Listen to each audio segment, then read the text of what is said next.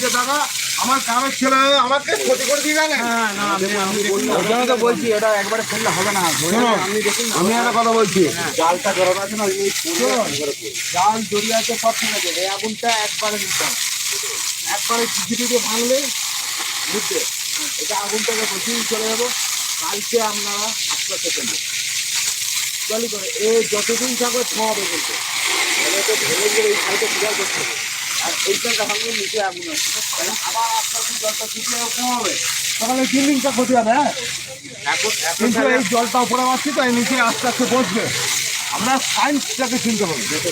মানে আপনি যাতে যেটা ভালো হবে সেটা করুন। সেটাই বলছি, আপনাকে এখন ভাঙতে গেলে পুরোটা ভেঙে দিতে হবে। পুরোটা ভাঙার এখন কারো ক্ষমতা নাই, তাই জিসিবি আনতে হবে। এই যে বিল্ডিংটার জন্য বলছি, আর বিল্ডিংটা কিছু হবে না, আমি দায়িত্ব নিচ্ছি, কিচ্ছু হবে না।